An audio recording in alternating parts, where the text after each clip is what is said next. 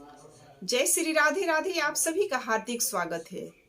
आज एक नए टॉपिक के साथ आज एक बहुत ही इम्पोर्टेंट महत्वपूर्ण योग लेकर के आई हूँ। आज हम चर्चा करेंगे किसी भी पत्रिका में विपरीत राजयोग किस प्रकार बनता है, स्ट्रॉन्ग रूप से कौन कौन से नियम अप्लीकेबल होने पर यह राजयोग पूर्ण फलदायी होता है। पहला नियम कहता है कि लग्नेश मजबूत हो, लग्नेश 6, 8, 12 में न हो, लग्नेश नीच की न हो, लग्नेश डिग्री वाइज मजबूत हो, तभी यह राजयोग पूर्ण फलदायी होता है।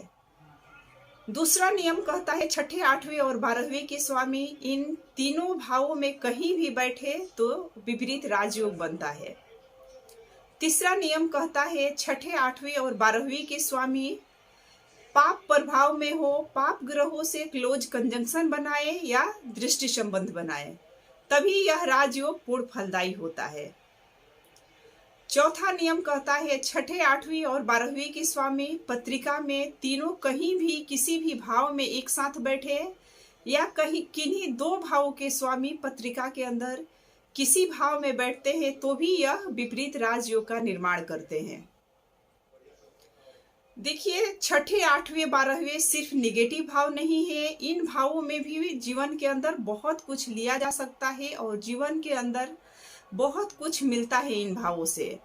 जैसे छठे भाव मजबूत हो तो रोग ऋण में कमी आती है, कंपटीशन में वैसा व्यक्ति आगे निकलता है और अच्छी जॉब पाता है, ऊंचाइयों तक जाता है।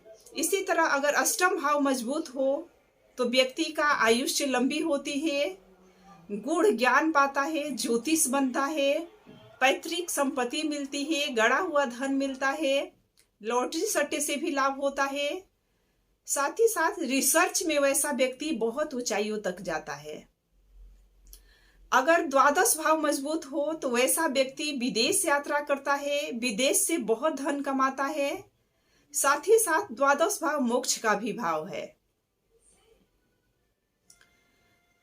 आइए इस पत्रिका से समझते हैं कि क्या इस पत्रिका में विपरीत राजयोग का निर्माण हो रहा है। पहले यह जानते हैं कि कौन कौन से ग्रह कौन कौन से भावों के स्वामी कौन कौन से राजयोग का निर्माण करेंगे। जैसे छठे भाव के स्वामी छठे, 8वें और 12वें भावों में बैठ जाए तो हर्ष विपरीत राजयोग का निर्माण करते हैं। अष्टम भाव के स्वामी छठे, 8वें और 12वें में बैठ जाएं तो सरल विपरीत राजयोग का निर्माण करते हैं। द्वादश भाव के स्वामी छठे, 8वें और 12वें में बैठे तो विमल विपरीत राजयोग का निर्माण होता है। यह पत्रिका वृषभ लग्न की है। वृषभ लग्न के स्वामी शुक्रदेव बनते हैं और शुक्रदेव नवम भाव में मकर राशि में बैठे हुए हैं। तो पहला नियम कहता है लग्नेश मजबूत होने चाहिए, लग्नेश 6, 8, 12 में नहीं होने चाहिए। तो यहाँ पर पहला नियम अप्लाई हुआ। दूसरा नियम है छठे, 8वें और 12वें के स्वामी इन्हीं कहीं तीनों भावों में बैठे होने चाहिए। अष्टम भाव के स्वामी अष्टम भाव में धनु राशि है और धनु राशि के स्वामी बृहस्पति हैं। बृहस्पति छठे भाव में बैठे हैं। द्वादश भाव में मंगल देव बैठे हैं और 7वीं दृष्टि से बृहस्पति देव को पीड़ित कर रहे हैं। तो बृहस्पति देव सरल विपरीत राजयोग का निर्माण कर रहे हैं।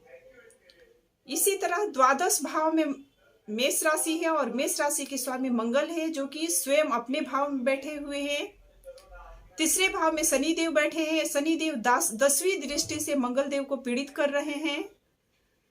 तो मंगल देव विमल विपरीत राजयोग का निर्माण कर रहे हैं। तो इस पत्रिका में सारे नियम अप्लीकेबल हो रहे हैं और दो राजयोग का निर्माण हो रहा है, सरल विपरीत राजयोग और विमल विपरीत राजयोग।